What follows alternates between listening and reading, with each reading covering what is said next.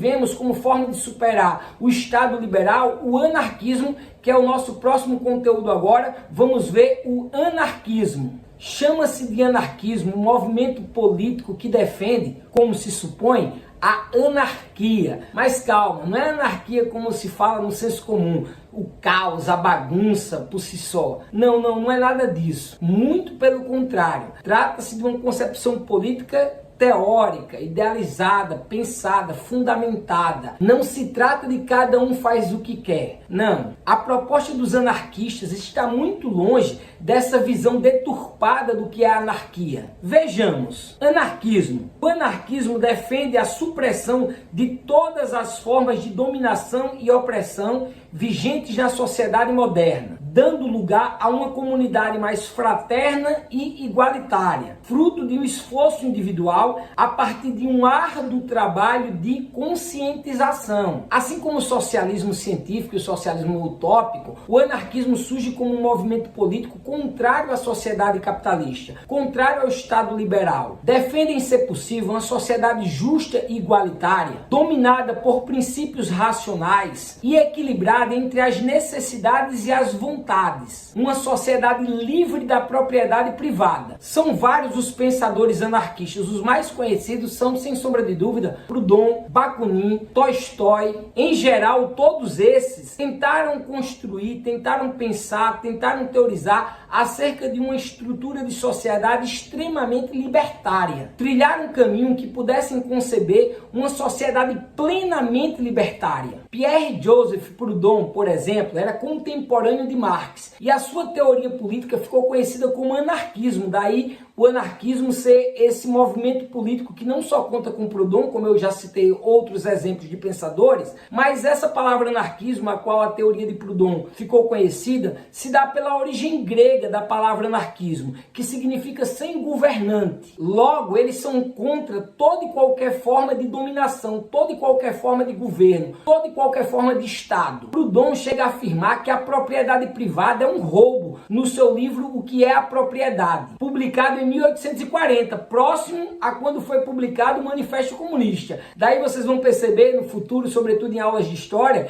que tivemos diversos conflitos ideológicos e até conflitos bélicos mesmos entre os anarquistas e os socialistas. Em muitas coisas, os anarquistas vão se assimilar aos socialistas, mas eles se distanciam no caminho que trilham para a tal da sociedade justa e igualitária. Proudhon, por exemplo, defende que o indivíduo não pode se apropriar da força de trabalho do outro. Para ele, todo indivíduo deveria ter o total controle sobre tudo que produzisse. Então perceba, é uma crítica dura do anarquismo à sociedade capitalista, ao Estado liberal que defende essa sociedade, que defende o domínio da burguesia sobre o proletariado, que defende a continuidade da exploração e dos privilégios da burguesia. Nisso eles se assemelham muito com os socialistas. Nesse sentido, Proudhon concordava com os socialistas que não entendem a propriedade privada como algo bom para a humanidade, conforme a teoria de Locke, que nós trabalhamos na aula de filosofia política na modernidade do nosso curso. Para os liberais, a propriedade privada seria o principal pilar da liberdade humana. Como os anarquistas são contrários a qualquer forma de governo, a qualquer forma de Estado,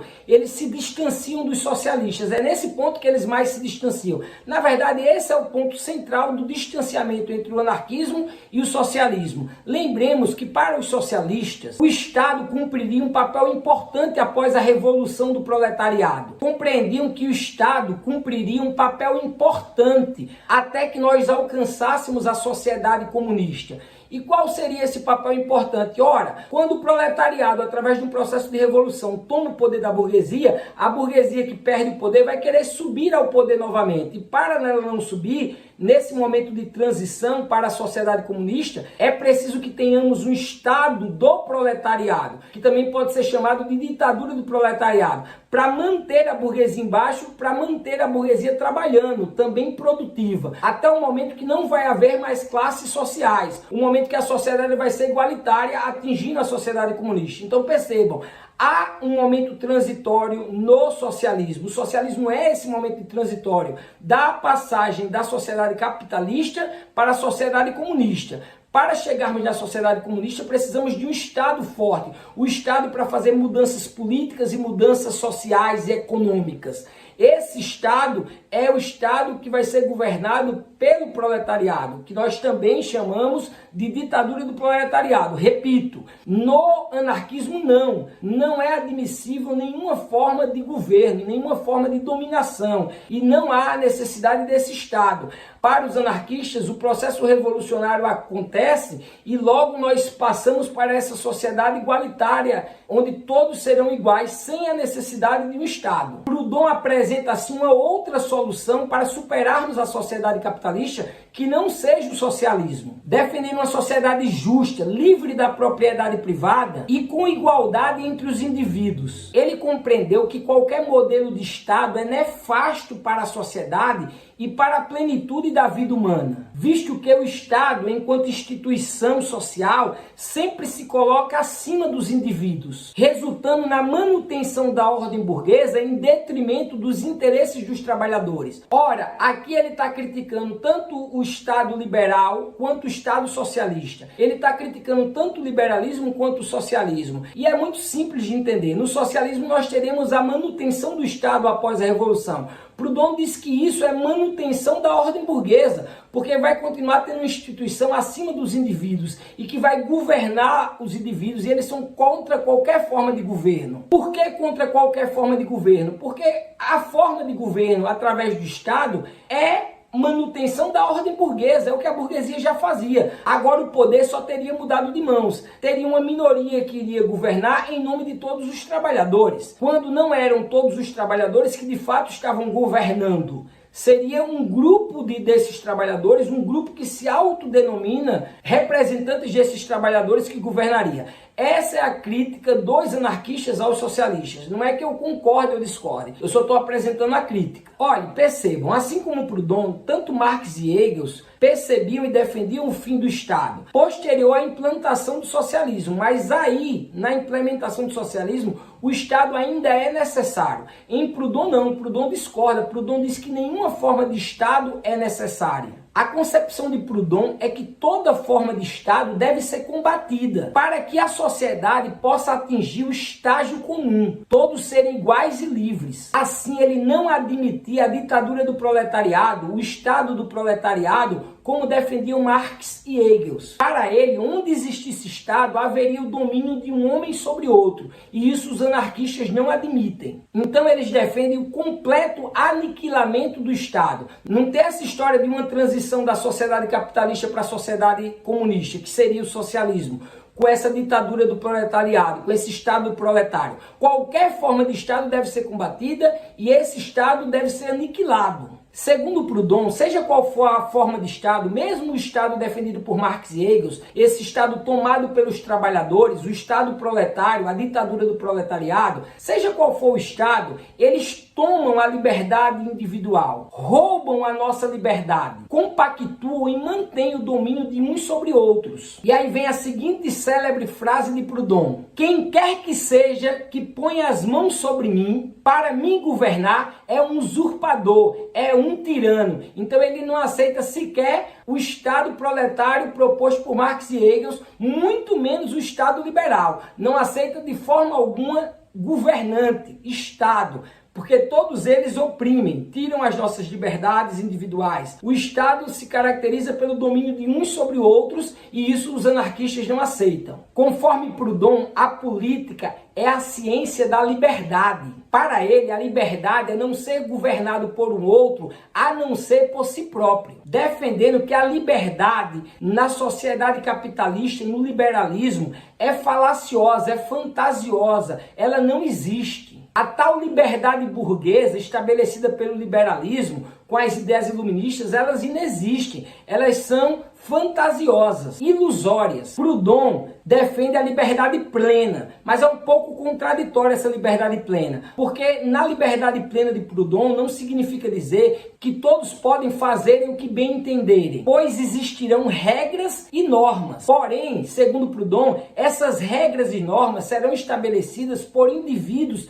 de uma mesma sociedade, uma sociedade sem classes. Percebam que Proudhon defende uma sociedade sem classes sociais sociais, assim como os socialistas. Ele defende então que todos tenham participação na tomada das decisões e que não tenha um grupo que tome decisões pelos outros, não tem um grupo de representantes. Todos são responsáveis pelas tomadas de decisões. Esses que tomam as decisões são de uma mesma sociedade, de uma mesma classe social. Todos se veem como iguais. Não admite, por exemplo, como no Estado socialista proposto por Marx e Engels, onde uns tomem decisões como representante de toda a classe de proletário e de toda a classe de trabalhadores. Para Proudhon, não. É meio que utópica a sociedade em Proudhon, porque imagina, como é que numa sociedade da dimensão do tamanho da nossa, nós conseguiríamos fazer uma democracia direta, onde todos fossem responsáveis por todas as decisões. É meio que utópico, mas era a proposta do anarquismo em Proudhon. A sociedade defendida por Proudhon deve se apoiar no mutualismo, ou seja, uma formação político-social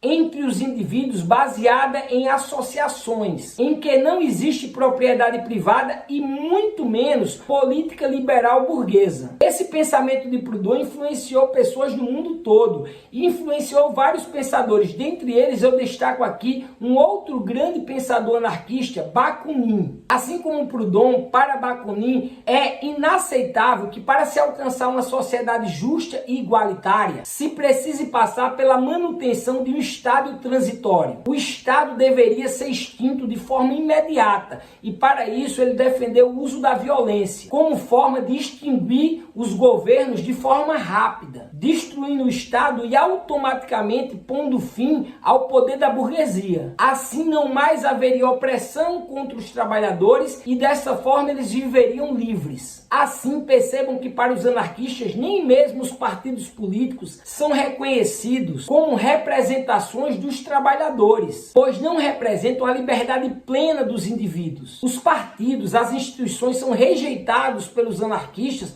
porque impedem a liberdade humana. Os anarquistas defendem que os indivíduos devem ser completamente livres, que a liberdade humana parte dos próprios indivíduos, como sujeitos de suas próprias histórias, e não de instituições ou partidos que acabam sendo obstáculos para a concretização da liberdade plena. Rejeita-se assim as regras, os líderes, os partidos, os governantes, tudo isso é rejeitado. Assim a liberdade é do indivíduo e não mais das instituições ou dos partidos. Essas ideias anarquistas motivou trabalhadores no mundo todo, influenciando nos sindicatos, nas mobilizações trabalhistas e de outras tantas formas, em especial no século XIX e no século XX. E ainda hoje mantém-se muito forte nos movimentos sociais e nas bases sindicais. Bom, foram essas três concepções políticas, pensamentos políticos, que foram de encontro com o liberalismo, com o Estado liberal, com a sociedade capitalista, com o capitalismo em si. Socialismo utópico, socialismo científico e anarquismo. Agora nós vamos para a social-democracia. A social-democracia surgiu no final do século XIX, início do século XX.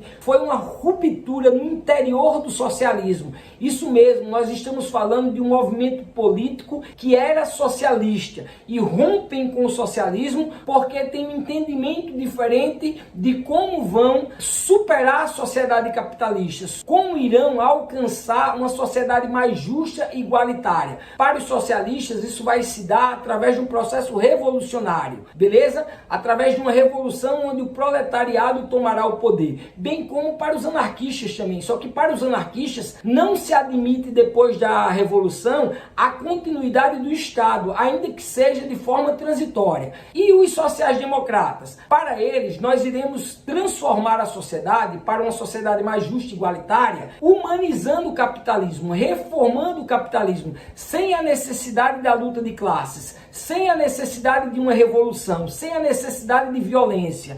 É tão utópico quanto as outras formas de política que nós vimos até agora. É como se quem tem o poder fosse perder o poder de forma natural, paulatinamente, num movimento social de mudanças sociais, diferentemente das revoluções. Lembremos, revolução precisa ser uma mudança, uma transformação abrupta, em um curto espaço de tempo na sociedade e requer violência. Nas mudanças sociais não acontecem de forma paulatina ao longo do tempo e não requer violência. Essa é a grande diferença entre revolução e mudança social. Se você quiser saber mais sobre mudança e revolução, tem um vídeo no nosso canal do YouTube só sobre isso, diferenciando o que é revolução do que é mudança social. Pois bem, para os socialistas, para os anarquistas, para que nós possamos ter uma sociedade mais justa e igualitária, é necessário um processo revolucionário, é necessária a luta de classes. Para os sociais-democratas, não. Como surgiu a social-democracia? Foram partidos políticos que passaram a rejeitar as orientações políticas do socialismo. Então a social-democracia nasce do seio do socialismo, daí também ser chamado de política de esquerda. Mas a gente tem que ter cuidado quando a gente fala esquerda e direita. Por exemplo, dizer que social-democracia é esquerda é meio complicado. Dá um exemplo do Brasil, PSDB, o Partido Social Democrata, que sempre foi de direita, nunca foi de esquerda. Só para citar como exemplo no Brasil, mas eu posso citar vários exemplos no mundo. Mas vamos lá ver o que é a social-democracia. Esses novos partidos e movimentos políticos sociais-democratas, que continuavam inclusive usando o termo socialismo, eles diziam ser marxistas, eles diziam ser adeptos às teorias de Marx. Porém, a partir de uma leitura não ortodoxa, continuavam se declarando marxistas, só que o processo para se alcançar o socialismo se daria através de uma evolução natural da sociedade e não através de um processo revolucionário, como defendia o socialismo científico. Vejamos então a social-democracia. Social-democracia é a ideologia política de esquerda que acreditava na transição da sociedade capitalista para o socialismo sem a necessidade de uma revolução, como eu expliquei agora há pouco. Trata-se de uma concepção política saída do socialismo e também denominada por socialismo democrático. Defende uma concepção menos interventiva do Estado. Aceita a propriedade privada, apostando numa política centrada em reformas sociais, caracterizadas por uma grande preocupação com as pessoas mais carentes ou desprotegidas e com uma distribuição mais equitativa da riqueza gerada. Percebam que eles aceitam a propriedade privada e defendem reformas sociais, por isso são considerados reformistas e não revolucionários como os socialistas ou como os anarquistas, que propunham a tomada de poder por parte dos trabalhadores. Eles pretendem fazer diversas reformas no capitalismo. É quase que humanizar o capitalismo, reformar o capitalismo, até que naturalmente nós consigamos chegar até o socialismo, que seria essa sociedade ideal, uma sociedade mais justa e mais igualitária. Aceitam a propriedade privada, como vimos. Para os socialistas e os anarquistas, por exemplo, a propriedade privada era um problema. Para o liberalismo, a propriedade privada é a solução da humanidade, é parte da condição da liberdade humana. Os sociais-democratas defendem a propriedade privada, defendem a manutenção da propriedade privada. Um dos maiores expoentes da social-democracia é o alemão Karl Kautsky, que era seguidor das ideias de Karl Marx e é um dos fundadores da social-democracia. Defendia que era possível alcançar o socialismo sem a necessidade de uma revolução sangrenta por parte do proletariado. O socialismo seria alcançado a partir de conquistas políticas que resultariam de uma evolução democrática, de uma evolução natural. Tais conquistas se caracterizariam à medida que os trabalhadores fossem ocupando os cargos políticos. O problema é, os trabalhadores no Estado burguês conseguiam ocupar esses cargos políticos quando as eleições, o jogo eleitoral é feito para aqueles que têm dinheiro. Defendiam que os trabalhadores ocupando o poder político, os cargos políticos, era possível fazer essas reformas. Mas, como eu disse, é muito difícil que representantes dos trabalhadores consigam chegar ao poder. Basta percebermos, por exemplo, o Congresso brasileiro. Em sua imensa maioria são de ricos empresários e homens brancos. Então, setores como as mulheres, que são maioria em nossa sociedade, como os negros, que são maioria em nossa sociedade, são segregados, têm pouquíssima participação na política brasileira. Então, por que isso? Porque nós estamos dentro de uma política na qual as regras foram pensadas nesse Estado burguês para beneficiar a classe que domina, tal como foi falado por Marx, por Engels, por Proudhon, por Bakunin, pelos socialistas e pelos anarquistas. Para os sociais-democratas também, mas isso vai se dar com evolução democrática, vai se dar com o capitalismo sendo reformado, humanizado. É muito difícil disso acontecer, é muito difícil de crer nesses acontecimentos sem que tenhamos um processo revolucionário, porque quem está no poder não vai querer perder o poder de forma amigável, de forma pacífica, como pretendem os sociais-democratas. Mas em tese é muito boa a tese dos sociais-democratas, porque evita uma revolução sangrenta, onde teríamos imensas perdas por parte dos proletários. É bem contraditória, ao ponto que também é bem interessante. Mas continuemos. Conquistando o poder político, a classe trabalhadora alteraria a legislação vigente, lutando pacificamente, tendo como finalidade superar o liberalismo burguês, alcançando uma forma de Estado que não representasse só a elite, mas que também representasse a classe oprimida, os trabalhadores. Claramente uma intenção de humanizar o capitalismo, tornando-o mais igualitário até o momento em que se alcançasse uma sociedade sem desigualdade. O problema está aí, como os trabalhadores vão ocupar pacificamente o poder político, porque o poder político está nas mãos das classes dominantes. O Estado, assim como afirmou os socialistas e os anarquistas, é um Estado burguês. Logo, as regras dos jogos eleitorais são regras que beneficiam a classe dominante. E a classe dominante é que tem o poder político. Então, muito dificilmente, de forma pacífica, os trabalhadores vão conseguir ocupar o poder político e transformar a sociedade de forma pacífica,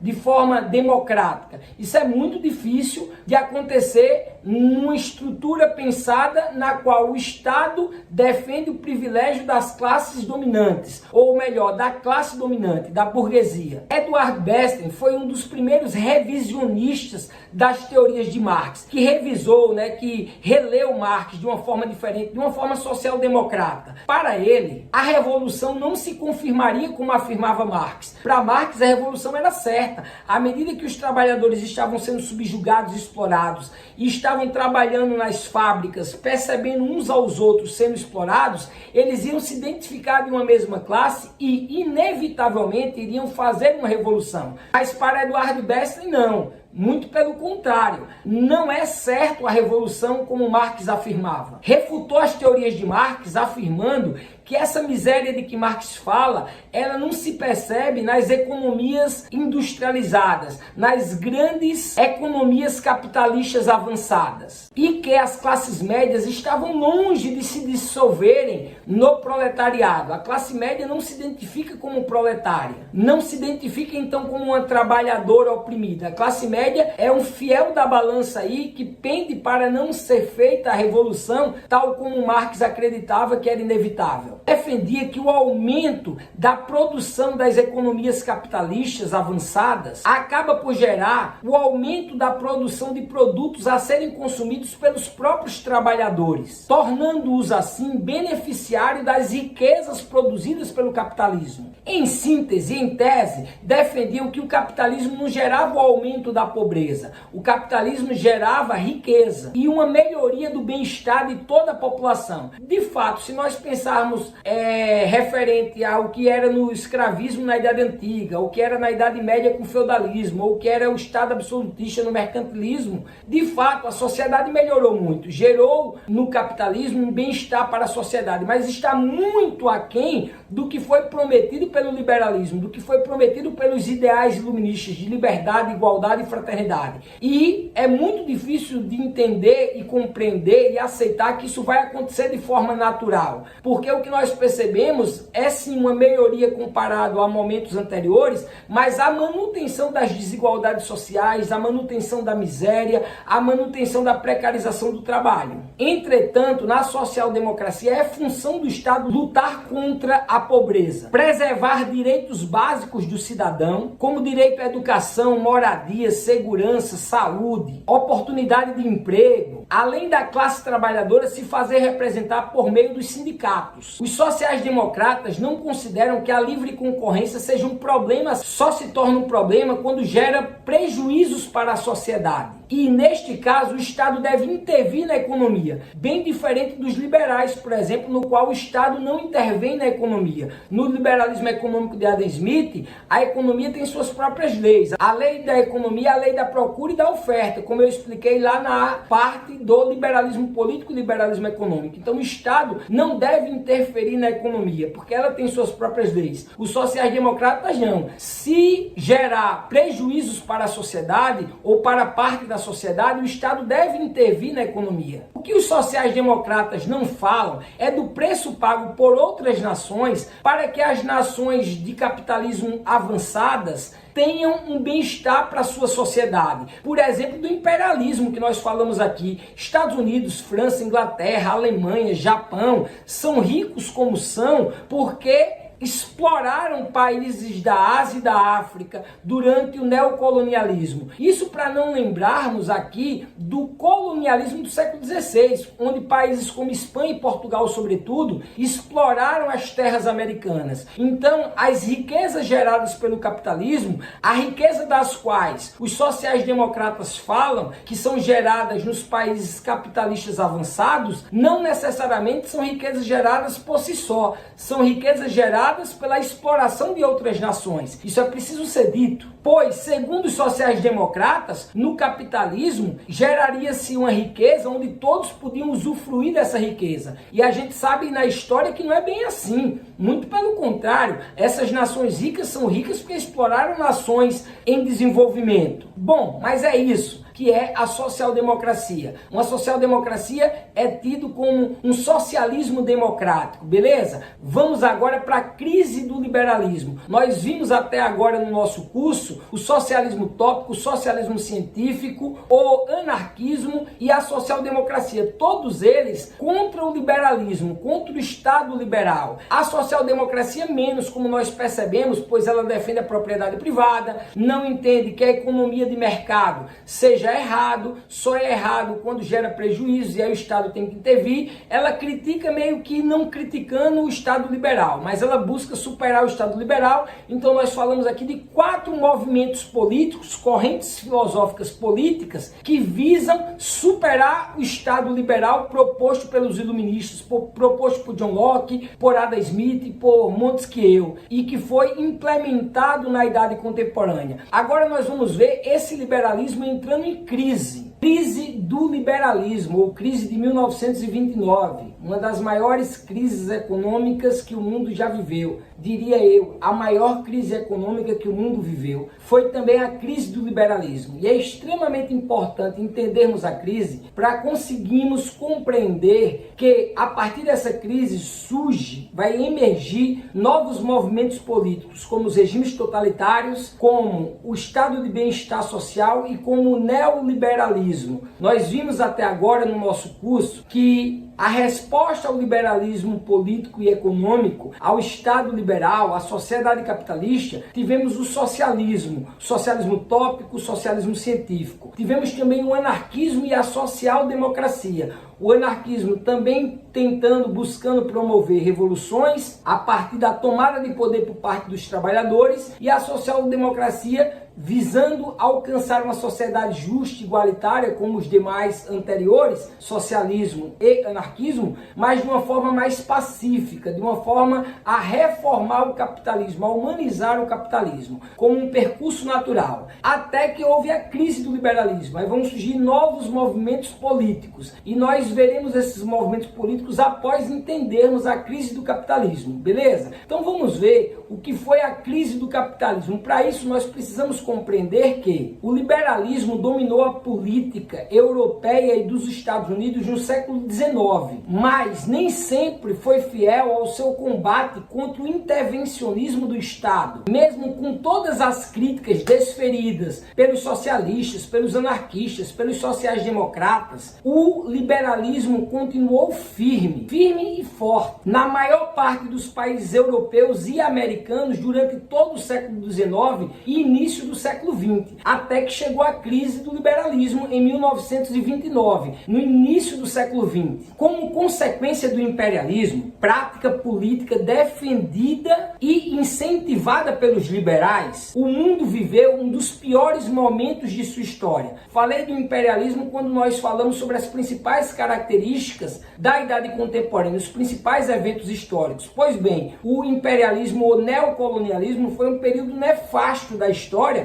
e foi apoiado pelos liberais. Aí, os liberais já passam a entrar em crise depois do liberalismo ter desencadeado a Primeira Grande Guerra Mundial. E aí se sucedeu Segunda Guerra e Guerra Fria, como nós já vimos. Só que o auge da crise do liberalismo ainda estava por vir. Não bastando ser o principal motivo da Primeira Guerra Mundial, o liberalismo econômico vai desencadear uma crise econômica sem precedentes na história, conhecida por crise de 1929, que também resultou, dentre outros motivos, da Primeira Grande Guerra Mundial e das práticas políticas do liberalismo de não intervenção do Estado na economia. Vejamos então a crise do liberalismo. A crise de 1929, ou crise do liberalismo, ocorreu nos Estados Unidos, país com maior economia do mundo pós Primeira Guerra Mundial, abalando a economia mundial com a quebra da Bolsa de Valores de Nova York. Em consequência, acabou atingindo praticamente todos os países capitalistas, pois de uma forma ou de outra, todos tinham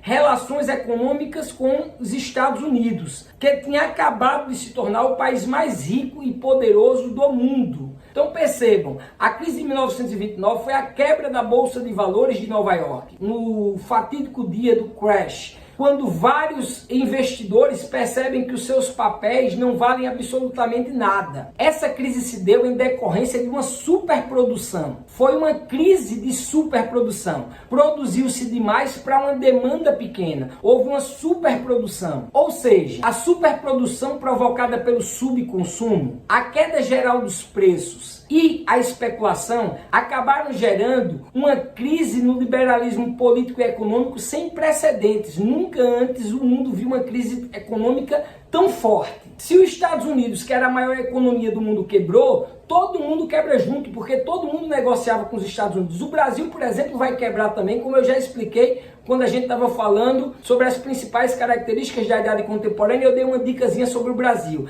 Aqui eu quero falar especificamente da crise e de forma muito sucinta para entendermos os movimentos políticos que decorreram dela. Então o liberalismo entrou em crise, colapsou por uma crise de superprodução. Então a humanidade vai encontrar saídas para essa crise. Quais as saídas encontradas no âmbito da política? Alguns países vão encontrar enquanto saída um Estado forte, um Estado totalitário, daí ascende ao poder os regimes totalitários, caso do nazismo, fascismo, salazarismo e franquismo, na Alemanha, Itália, Espanha e Portugal. Outros países, por exemplo, os países nórdicos, vão entender que tem que ter um Estado forte, mas não precisa ser um Estado totalitário. O Estado tem que gerar bem-estar para a sociedade e vão criar o Estado de bem-estar social. E outros países, como por exemplo os Estados Unidos, vão criar o neoliberalismo, ou seja, um novo liberalismo que nós explicaremos mais adiante. Todas essas formas, esses movimentos de se entender política, foram ocasionados em decorrência desse colapso, dessa crise de 1929, dessa crise de superprodução, da crise do liberalismo político-econômico. Beleza? Vejamos, por exemplo, para reverter a crise, nos Estados Unidos, Franklin Roosevelt adotou uma série de medidas econômicas, na verdade socioeconômicas, para recuperar a economia americana. Ou seja, um presidente intervindo diretamente na economia. No liberalismo clássico, no liberalismo político e econômico, eles defendiam a não intervenção do Estado na economia, porque a economia tem suas próprias leis, tal como falou Adam Smith. Agora não. não. Agora o Estado americano, o presidente norte-americano, que é o representante desse Estado, está diretamente intervindo na economia para salvar a economia depois de uma grande crise. Então estão criando um novo liberalismo. Já em países como a Alemanha e Itália, por exemplo, que eu falei do Hitler na Alemanha, do Mussolini na Itália, eles vão entender que é preciso, para superar a crise, um Estado forte, um Estado totalitário. Os países nórdicos, outros países capitalistas,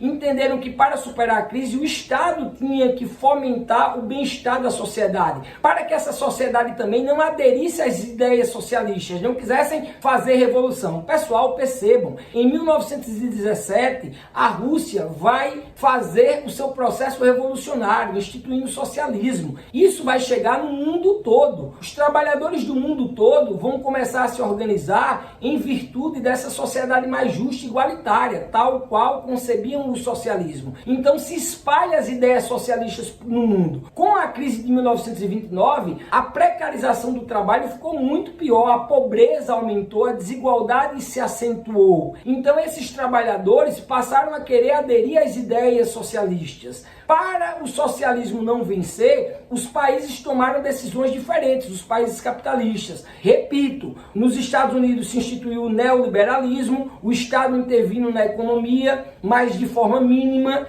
Na Alemanha, na Itália, em Portugal, Espanha e outros países, como por exemplo no Brasil, com o Estado Novo de Vargas, se estabeleceu regimes totalitários, que era uma forma de conter essas ideias socialistas que estavam avançando. E como eu falei também, em outros países surgiu o Estado de bem-estar social. Para que essa sociedade não se rebele, chegou-se à conclusão de que o Estado deveria promover o bem-estar da sociedade. Beleza? Então são modelos políticos, são movimentos políticos, correntes filosóficas políticas que decorrem dessa crise do liberalismo e, lógico, também decorrem do receio desses países fazerem revoluções socialistas. Lembremos que 3 grandes revoluções socialistas aconteceram no século XX. Revolução Russa, Revolução Chinesa e Revolução Cubana. Só para refrescar a memória do que já falamos. Então vamos agora partir para entendermos um a um desses movimentos políticos. E o primeiro deles são os regimes totalitários. Eu não falei de forma muito específica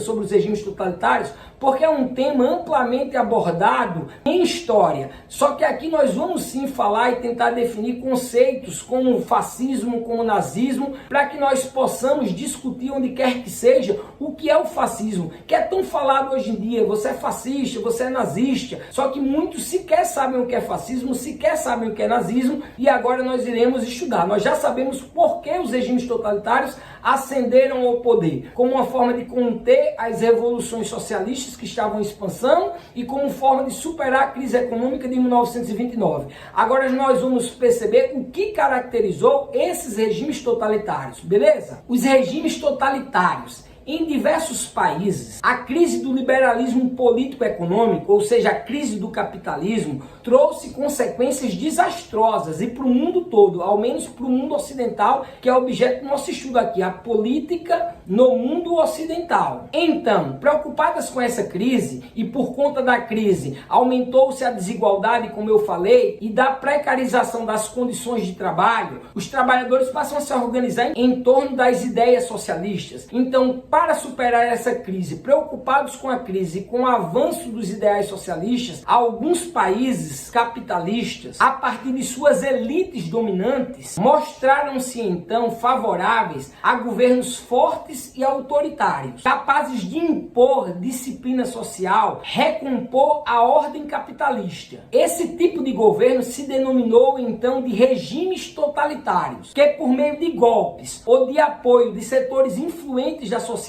e da elite econômica, passaram a controlar o Estado. Vejamos então o que caracterizou esse movimento político. Esse movimento político caracterizou-se pelo completo abandono das liberdades políticas e ideológicas, que foram enfraquecidas pelo apelo ao discurso antidemocrático e pela coesão imposta de forma autoritária. Essa é a marca dos regimes totalitários. Abandono e rejeição das liberdades políticas e ideológicas, autoritarismo e por ser antidemocrático. Bem, vamos ver mais especificamente essas características. O que caracteriza o fascismo? O que caracteriza os regimes totalitários? O nazismo, o salazarismo, o franquismo? Vou elencar aqui todas essas características. Vamos para elas. Estados totalitários, antidemocráticos e sem a divisão clássica do poder entre legislativo, executivo e judiciário, centrados na figura de um líder, de um único líder, e amparados por um único partido. Era unipartidarismo. Antiliberalismo, o Estado dita os rumos da economia. Anticomunismo, o Estado combate os ideais comunistas, os ideais socialistas. Nacionalismo, a nação acima de tudo, a nação acima dos indivíduos. E militarismo e expansionismo, o que vai gerar a Segunda Grande Guerra Mundial, como eu já expliquei. Como falei, o Hitler vai investir pesadamente na área militar e vai começar a querer expandir o seu território. Vai invadir a Polônia, depois vai invadir a França, vai desencadear a maior guerra que o mundo já viu, que foi a Segunda Grande Guerra Mundial.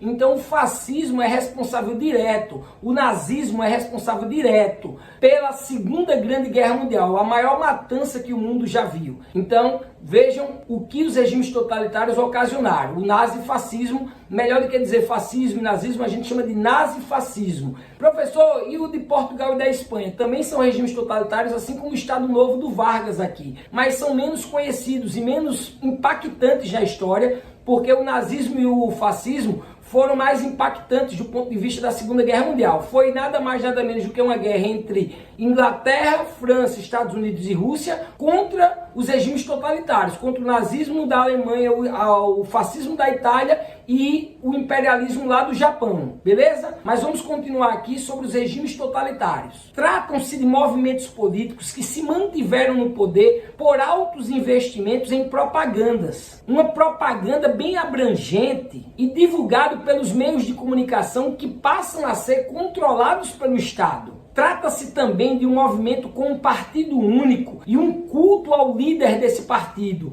um culto da personalidade desse líder, da liderança, como era o culto ao Hitler na Alemanha, o culto ao Mussolini na Itália. Mussolini, por exemplo, era o Duce. Esse movimento regulava e restringia a liberdade de expressão. É um outro exemplo do que é o fascismo. Era uma vigilância em massa e o disseminado uso do terrorismo de Estado. Tratou-se de uma burocratização do aparelho estatal, marcada por repressão política e ideológica, seguindo ideais patrióticos e ufanistas exacerbados, mas, sobretudo, expandiram a sua influência a partir do militarismo, acarretando guerras, como eu falei, e o maior conflito que o mundo já viu, que foi a Segunda Guerra Mundial, com cerca de 50 milhões de mortes. É a guerra que mais matou na história. Vale salientar que no caso do fascismo da Alemanha, do regime totalitário alemão, o nazismo, ele teve requintes de crueldade, porque lá tivemos o Holocausto. O Holocausto foi uma prática de uma perseguição étnica, religiosa, sexual e política estabelecida durante os anos do governo do Hitler. Lembrem-se dos campos de concentração, nos quais os oposicionistas políticos eram trazidos, ou melhor, eram levados para encontrarem com sua morte. Foram poucos os que sobreviveram aos campos de concentração. Em especial no Holocausto, eu quero fazer alusão à perseguição aos judeus, uma perseguição étnica.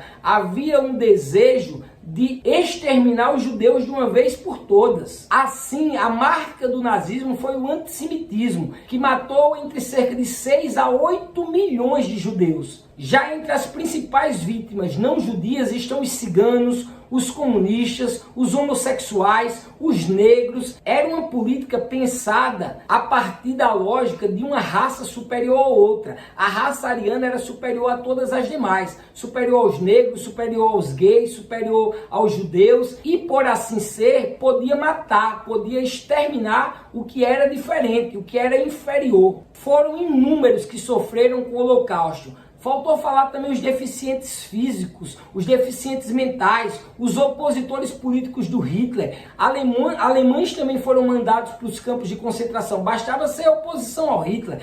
Ser matado deficiente por ser deficiente, era isso que era o nazismo. O fascismo caracterizou-se como uma nova forma de organização política e socioeconômica. Uma ideia de se governar que se opõe tanto aos ideais liberais quanto aos ideais socialistas, os ideais anarquistas, os ideais sociais democráticos. Enquanto o totalitarismo nazifascista se desenvolvia em parte da Europa, lá na Rússia, pós-Revolução Russa, se desenvolvia uma outra forma de totalitarismo, um totalitarismo mais de esquerda, um totalitarismo socialista. Nós tivemos um totalitarismo de direita, marcadamente em Alemanha, Itália, Portugal e Espanha, e nós tivemos com Stalin, quando Stalin vence um conflito interno com Trotsky, e estabelece o stalinismo, um totalitarismo de esquerda, o que acabou por desviar a Rússia, pós-revolução socialista, dos ideais marxistas, do que o Marx defendia. Esse totalitarismo de esquerda nós chamamos de stalinismo. Então nós tivemos os totalitaristas de direita, nazismo, fascismo, salazarismo e franquismo, aqui no Brasil Estado Novo,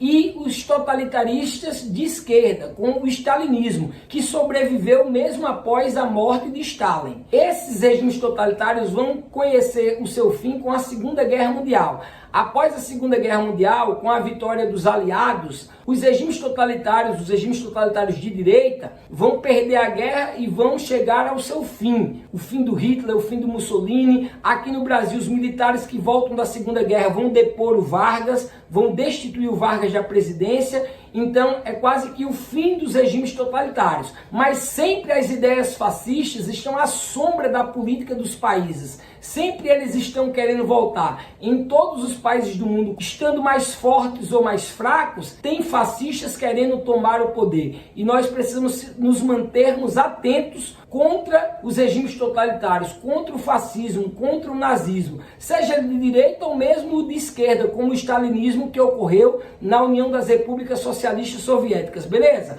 Mas vamos agora para o estado de bem-estar social. Com o fim da Segunda Guerra Mundial, nós teremos a Guerra Fria. Como eu já expliquei anteriormente, a disputa pela hegemonia mundial entre o bloco capitalista e o bloco socialista. Ambos venceram a Segunda Guerra Mundial, mas vão se distanciar e vão disputar o poder, a hegemonia mundial. No bloco capitalista está a França, a Inglaterra e tem como liderança os Estados Unidos, e no bloco socialista a liderança é a Rússia, que lidera a União das Repúblicas Socialistas Soviéticas. Lembremos que a Rússia tinha feito a sua revolução socialista em 1917, durante a Primeira Guerra Mundial. Agora nós estamos em plena Guerra Fria e é nesse cenário de Guerra Fria, na verdade antes um pouquinho, que irá surgir o ideal político do estado de bem-estar social, por volta de 1942, tendo como protagonista a Grã-Bretanha e diversos outros países capitalistas que também vão aderir aos ideais do estado de bem-estar social, como por exemplo os países nórdicos, Dinamarca, Noruega e outros. Então vejamos o que é o estado de bem-estar social. Se propõe a repartir de forma mais eficiente a riqueza por intermédio de concessões à classe trabalhadora, visando a manutenção e o bom funcionamento do sistema capitalista. Percebam que o estado de bem-estar social defende o capitalismo, a manutenção do capitalismo. Defendiam que era responsabilidade do Estado promover o bem-estar de todos os cidadãos. Aí ele difere um pouquinho dos liberais, porque defende que o Estado que deve promover, não o indivíduo dentro de uma economia capitalista, mas o próprio Estado deve desenvolver o bem-estar da sociedade. Assim, era imprescindível que o Estado intervisse na sociedade, visando ao bom funcionamento da economia e das relações sociais como um todo. No liberalismo, no Estado liberal, há a defesa da não intervenção do Estado, principalmente na economia, porque como Adam Smith falou, o pai do liberalismo econômico, a economia tem suas próprias leis, a lei da oferta e da procura. Já no estado de bem-estar social, o Estado vai sim intervir para gerar o bem-estar da sociedade. Assim como os regimes totalitários, o estado de bem-estar social foi uma resposta à crise do liberalismo, foi uma resposta ao avanço das ideias socialistas por conta da crise do liberalismo, a crise de 1929, e por conta também da Guerra Fria que se inicia. A Guerra Fria está disputando uma hegemonia pelo mundo, o bloco socialista versus o bloco capitalista. Então, países capitalistas ficou com medo do avanço do socialismo.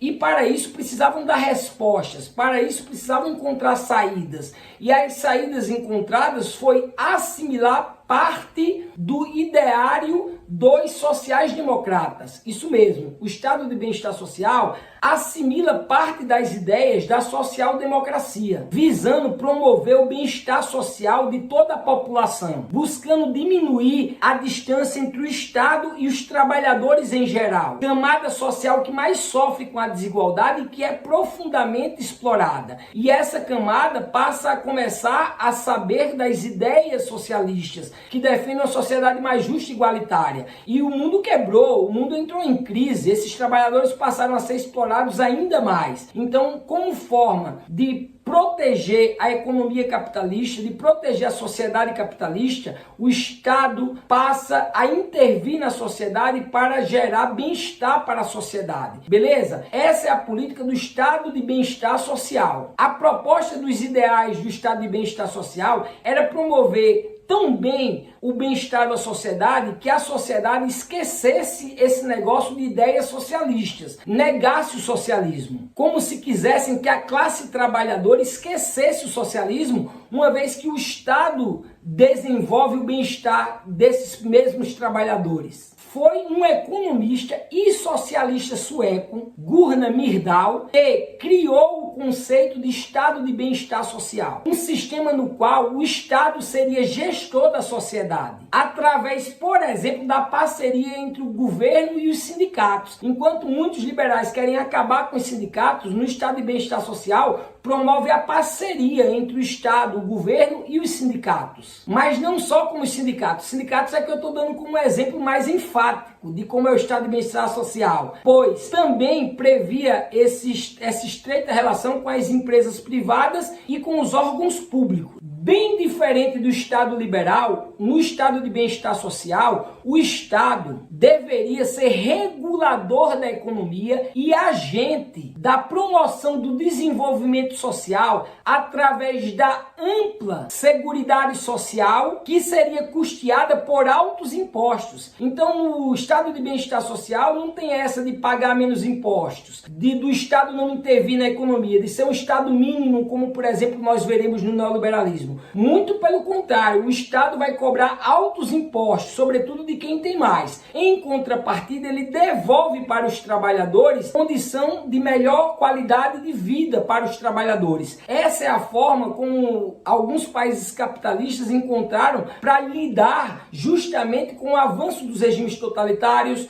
com o avanço das ideias socialistas e com a crise econômica do liberalismo, a crise de 1929. Então o Estado cobra altos impostos, mas em contrapartida devolve para a sociedade em qualidade de vida. Beleza? Porém, vale ressaltar que ele assimila as ideias sociais-democratas, mas diferente dos sociais-democratas, no estado do bem-estar social, não existe a perspectiva de uma mudança social, de superação da sociedade capitalista por uma outra sociedade justa e igualitária. Não. Há uma defesa de que o Estado promova o bem-estar da sociedade, mas não que supere a sociedade capitalista. Não há uma tentativa de superação desta sociedade capitalista. Não há uma perspectiva de uma sociedade justa e igualitária. Uma sociedade que viva bem. Ponto. Não existe, por exemplo, o desejo de conduzir a sociedade de forma pacífica para o comunismo, como havia no socialismo, na social-democracia ou até mesmo no anarquismo. Não usavam a palavra comunismo, logicamente, nem no anarquismo, nem na social-democracia, mas havia um interesse em levar a sociedade para uma sociedade igualitária, plenamente igualitária. Já no estado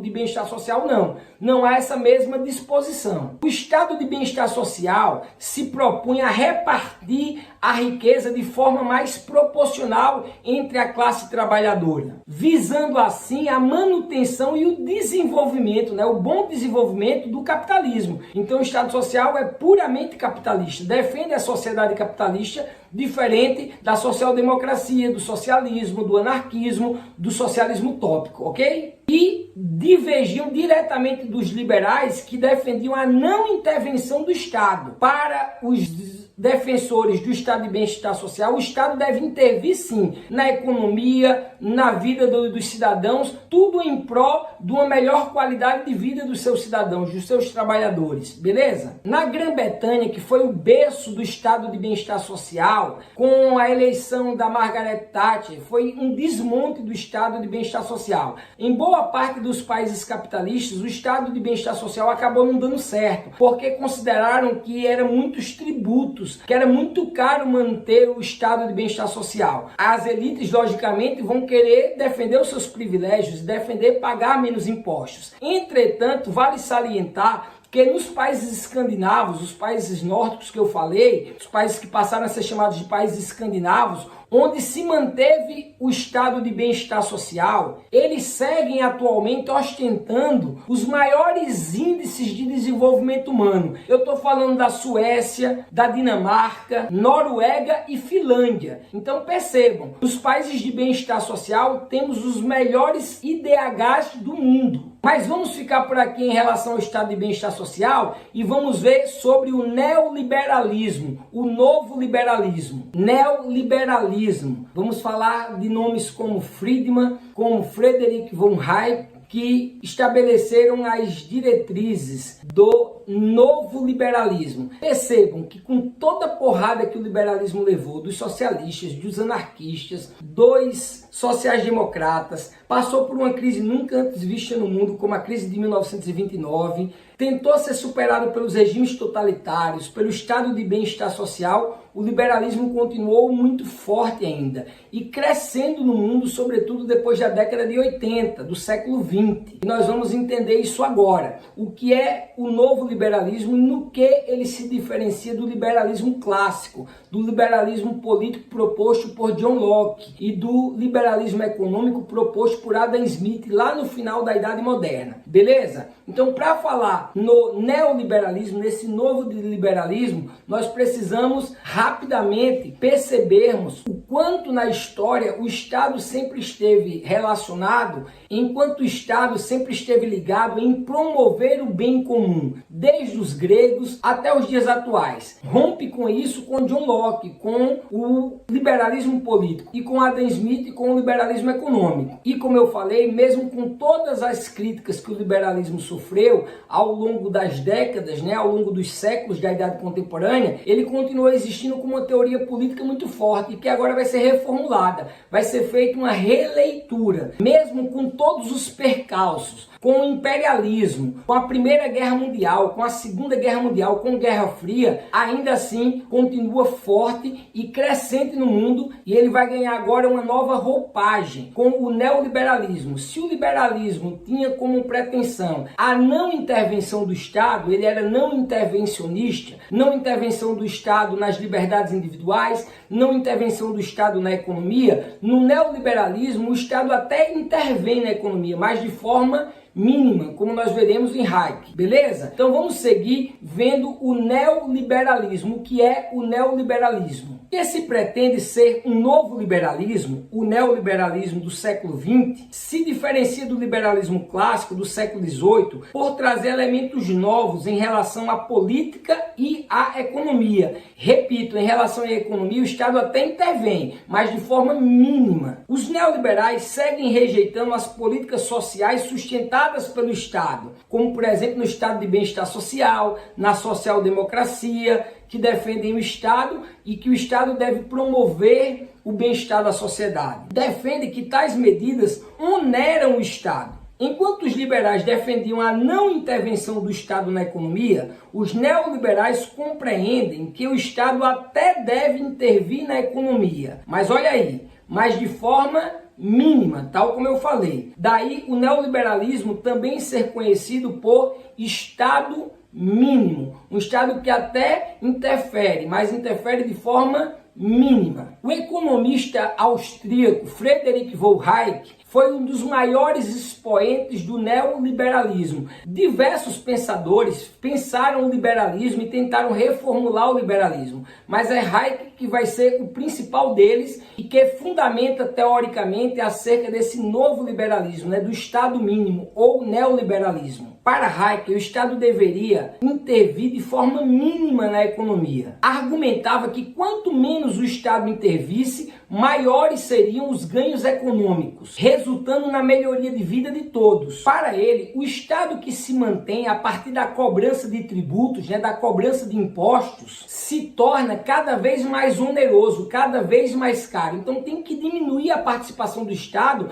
para cobrar cada vez menos impostos, onerar cada vez menos a sociedade. Isso se percebeu na prática por volta de 1970, quando os estados mais robustos, como por exemplo os que mantinham a política de estado de bem-estar social, passaram a quebrar, uma vez que tinham que manter investimentos robustos em setores importantes da economia, como nas indústrias. E também tinham que manter os direitos conquistados pela classe trabalhadora. A exemplo da política de valorização salarial, a exemplo da aposentadoria e outros investimentos públicos em áreas que são caras, segundo o Hayek, né? Como por exemplo educação, saúde. Ora, dessa forma, para se manter a máquina pública em funcionamento, cobrava-se cada vez mais impostos, onerava cada vez mais a sociedade, em especial os grandes empresários. Pois para manter todos esses gastos, o Estado tinha que ter uma arrecadação muito grande, uma arrecadação cada vez maior. E esse era um grande problema para o Hayek, porque o Estado onerava a sociedade. Onerava, por exemplo, os empresários que investiam cada vez menos na economia porque tinham que pagar direitos,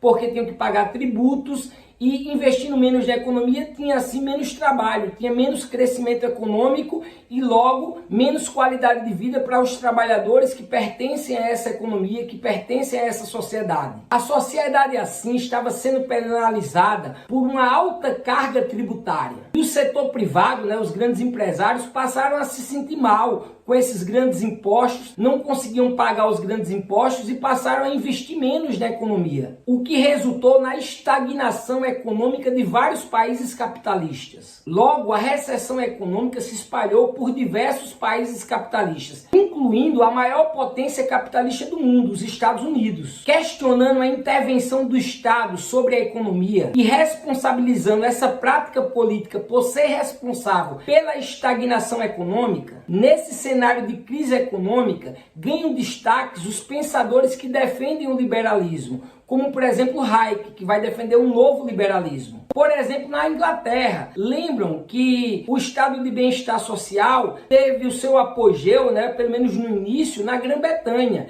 Então, a Inglaterra era um país de estado de bem-estar social. E depois da eleição de Margaret Thatcher e com a ascensão de Margaret Thatcher como primeira-ministra da Inglaterra, o liberalismo político sobe de volta ao poder. Na Inglaterra, que era justamente o berço do estado de bem-estar social. O estado de bem-estar social, relembrando, recordar e viver, é o movimento político que defende que o Estado deve promover o bem-estar da sociedade. Só que o Hayek faz a crítica dizendo que para o Estado promover o bem-estar da sociedade, ele precisa cobrar altos tributos. E esses altos tributos oneram a própria sociedade. Oneram os empresários, por exemplo, que investem menos na economia, então nós vamos ter uma estagnação econômica. Aí retomando, a Margaret Thatcher sobe ao poder e sobe com ela ao poder o liberalismo político. Ela ficou conhecida como a Dama de Ferro, porque à frente do governo inglês, a partir dos ideais liberais, instituiu uma série de políticas liberais. Dentre elas, por isso que ela ficou conhecida como Dama de Ferro,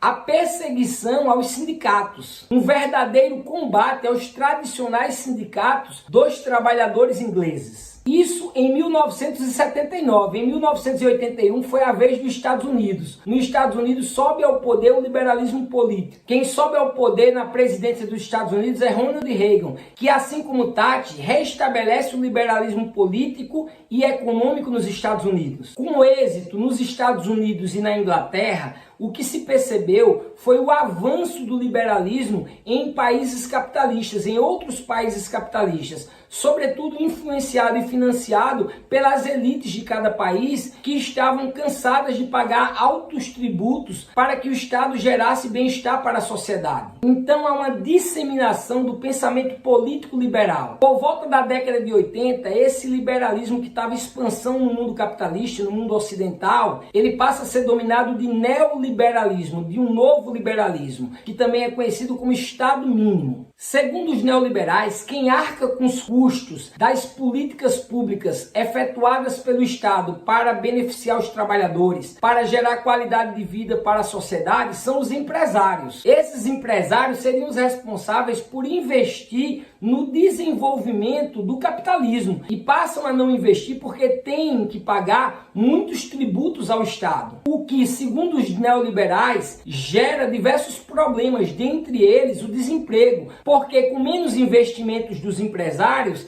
abre-se menos vagas de trabalho, tem menos empregos e menos oportunidades para a classe trabalhadora. Defendem, por exemplo, que os direitos trabalhistas representam um obstáculo para o bom desenvolvimento da economia, pois prejudica os patrões, os empresários, e desestimula que eles invistam no desenvolvimento da economia. Não é à toa que os neoliberais criticam os sindicatos, visto que os sindicatos são responsáveis justamente por defender e proteger os direitos trabalhistas, por defender os interesses da classe trabalhadora. Para que esse Estado cobre menos tributos, onere menos a sociedade, sobretudo os empresários, percebam que no neoliberalismo a preocupação maior é com os empresários e não com o bem-estar da sociedade. Então, para onerar menos os empresários, para que nós tenhamos investimentos na economia, no desenvolvimento da economia e mais emprego, mais prosperidade, eles defendem um Estado mínimo, um Estado menor, um Estado enxuto,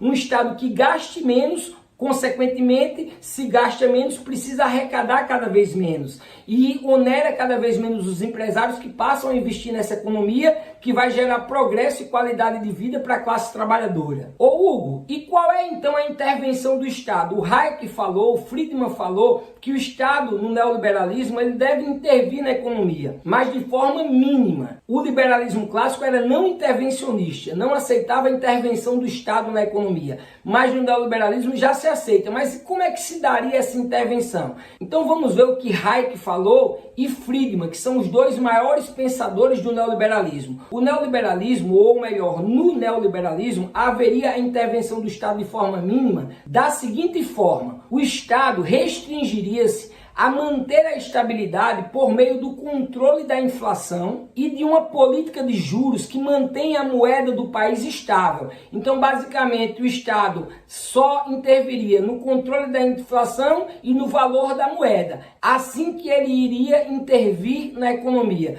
de forma bem pequena, de forma mínima, ajustando a inflação e ajustando a moeda. Segundo a concepção da política neoliberal, a máquina administrativa deve ser enxuta, daí o Estado mínimo. Isto é, o Estado deve atuar com a menor quantidade possível de funcionários públicos, para que o Estado não precise cobrar cada vez mais impostos para a sua manutenção. As empresas estatais devem ser privatizadas, ou seja, devem passar para o controle de empresários, já que cabe à iniciativa privada o desenvolvimento industrial. Segundo o neoliberalismo, a liberdade de mercado, em harmonia com a liberdade política, é a melhor forma de se produzir e aumentar a riqueza. Todo e qualquer obstáculo a essa liberdade deve ser destruído. O neoliberalismo objetiva, então, aumentar a riqueza e sua circulação para que todos tenham oportunidade, para que todos os trabalhadores possam buscar sua qualidade de vida em meio a essa economia produtiva, a essa economia rica. Contudo, não é função do Estado a distribuição dessa riqueza, como por exemplo no estado de bem-estar social. São os próprios indivíduos, são as pessoas que devem buscar o seu espaço e contribuir para o bem-estar de todos. Como o neoliberalismo defende a intervenção mínima do Estado, isso em detrimento do crescimento econômico e da melhoria de vida de todos? Em tese, nos estados neoliberais, cobra-se poucos impostos para não sobrecarregar as empresas, o que possibilita o crescimento econômico e a geração de empregos. Dessa forma, não cabe ao Estado oferecer benefícios sociais, como é o caso de saúde e educação, por exemplo. Quem se responsabilizaria por isso é o setor privado. Isso porque os indivíduos vivendo em uma economia forte, em uma economia rica, não iam necessitar do Estado, pois teriam condição de se sustentarem, cabendo aos próprios indivíduos a busca pelas suas próprias felicidades. No neoliberalismo não é papel do Estado o desenvolvimento humano. Cada indivíduo é que deve se responsabilizar pelo que acontece em suas vidas. Por isso, é prática comum no neoliberalismo a privatização do que outrora pertencia ao Estado, isto é, ao que era um bem coletivo. Bem, isso é o neoliberalismo. Tem diversas críticas ao neoliberalismo, eu pessoalmente tenho diversas.